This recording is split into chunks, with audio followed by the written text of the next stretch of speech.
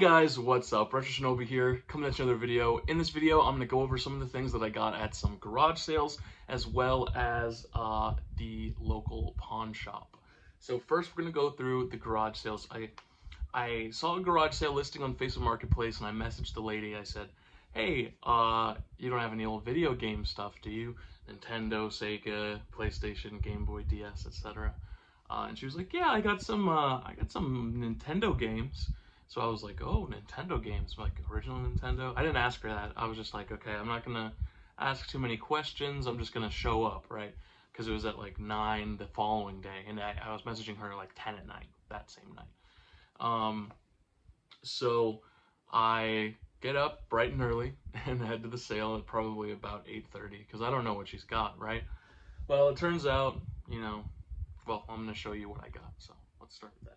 So all of these games are mixed in with like a lot of like CDs and DVDs and VHS tapes. So I got a couple things that aren't video game related and a couple things that are video game related. First off, something I haven't looked up yet, but I have an inkling that it's worth some money. Maybe I'll be proven wrong when I show it.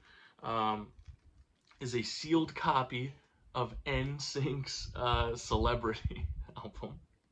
Brand new, sealed, no, not opened at all. Maybe this is worthless, but I saw it, I was like, maybe this has some value, I'll pick this up.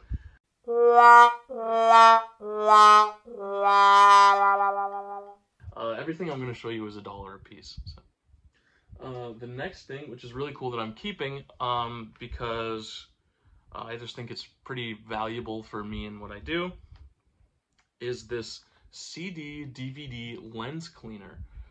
So I didn't really know how this worked, but apparently it has little bristles that when it goes around, it spins the disc and it cleans the lens. So I think, in some of these situations where I have an older console that might have a dirty lens that's preventing it from reading discs, this could really help to be able to read the discs.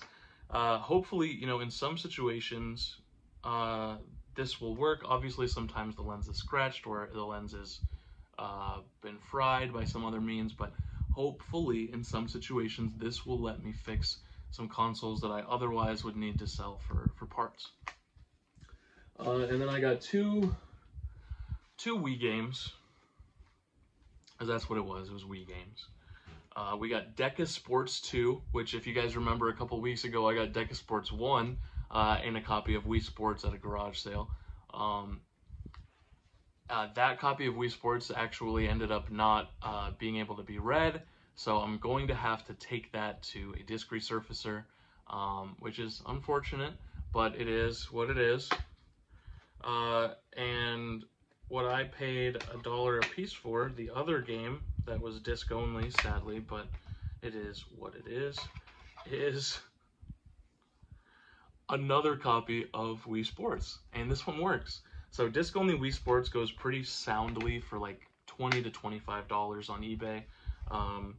So yeah, pretty good pickup for $1 getting these two together. There was a couple other Wii games, but a lot of them were disc only and they weren't really desirable titles. So I did pass on those. Somebody else will definitely probably buy that from her, especially because she added to her listing that she had some Wii games. So I'm sure someone will come and will buy that. But for me, when I'm working on a limited budget, it's either games that I really want or games that I know I can make a profit on so that I can get more games that I want. Which leads me to what I got at the pawn shop. First off, for $12, I got Guilty Gear for the Nintendo DS. Now this goes for about $25 complete. This copy, of course, did not have the manual. I bought this for my dad because he's a big fighting game fan. And, I got it for him because, like I said, he's a big fighting game fan. I showed it to him and he said that he wanted it, so he bought the manual on eBay, and the next time I get to Illinois, I will pass this off to him. But I did get something that I think is really cool. I am going to show a little bit of footage of it, but I'm also going to show it off just a little bit. and that is the Retron 2 HD. And as you can see, I paid $55 for it. And if you look at sold comps for this console, they are around $50 for the console. It does come with both of the controllers. It came with one Super Nintendo Retron controller and one NES Retron controller, which are the two things that this plays. But what it came with is this. I'll take it out. It came with this 110-in-1 cartridge. So I looked these up on eBay, and I'll put that right there. These also go for about $50 for a combined value of $100. So for $55, I wasn't too mad about it, right? So this is the Retron 2 HD, which is signified by it having AV and HDMI ports. This right here changes the aspect ratio from 4:3 to 16:9, back and forth. And then with your NES and Super Nintendo games, there are also pads here to switch from NTSC to PAL for both of these, which I thought was pretty cool. And, you know, it plays NES and Super Nintendo games. Let me take this tape off. I left it on so that I could show you guys what I paid for it. You've got your reset button, and you've got here, which if you have, you know, you can have two different games put in at once, and you can switch between them, obviously without saving data, by going between here. Obviously, you're hitting the off switch in between, so it's resetting data. It would be cool if they had some kind of simultaneous thing where it could keep your NES game, you know, like maybe your progress on your Super Nintendo game, and you could switch to an NES game and then switch back. But you know, I'm not a electronics whiz, so I don't really know if that would be possible or if that would be difficult or require a lot of power draw. But yeah, $55. I am gonna show a video right after this showing off the 110-in-1 cartridge while also showing the system working. So this is really cool. Obviously, the Super Nintendo that I bought, it's not functioning. So until it does, this is something I can use to play my Super Nintendo games on. I can use it to play my NES games on it too. Well, my NES game, I got Double Dribble and Dragon Warrior. So as far as NES games go, I got some good ones. You know, like ones that I want to play. So having these is really nice, especially since I can put it to an HDMI, so I can put it to my modern TV without any real issues. I can change the aspect ratio between 4:3 and 16:9. So yeah, I'm going to show that right now.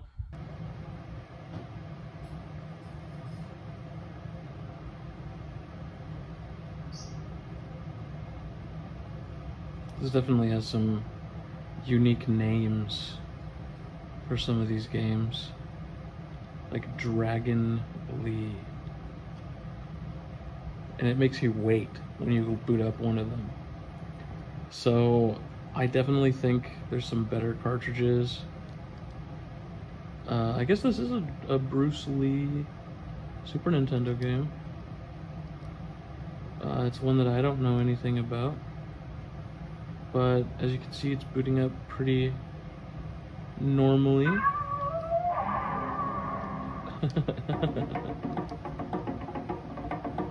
And the sound is pretty normal as well. We'll just get through the little story parts to get to the actual game. Playing this with one hand, so.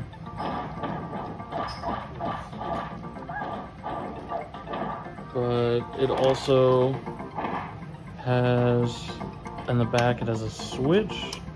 You can change your aspect ratio on the fly when you play the game, which I think is pretty cool. So yeah. Yeah, so you know, it's pretty cool. I'm pretty happy with it. Obviously $55. I tried to get him down because, you know, it is one of those not thrift stores, it is one of those pawn shops that you can bargain with people, but he wasn't willing to lower the price on either of the items because they were fairly new, and he was pretty sure that this one would sell with the 110-in-1 cartridge. So all in all, I'm happy with it. I haven't tried to put this into the collector app yet, so I'm unsure if this will be able to be added for the value. I'm pretty sure, you know, the Retron 2 probably will be. But yeah. So we are going to get into that recap, and we're going to close out. It's a shorter video this week. There wasn't a lot of garage sales, probably because it's 4th of July weekend. Hopefully next weekend, we get some more opportunities for some more garage sales so that I can get some more stuff. Or maybe, you know, even some good stuff on Facebook Marketplace, because there's the people on there also, there's not been a lot of stuff listed. So I think, you know, it's that holiday weekend. A lot of people are, spend all their money on fireworks or on food, and, you know, they gotta recoup. So hopefully sometime soon we'll get some of that. I want to say thank you guys again for watching all the way through. If you have to this point, it means a lot to me to see you guys support the channel. I read every single comment, and I try to respond to all of them. And if it's not something that I think I have something good to respond to, or not that it's not something good to respond to, I should reword that.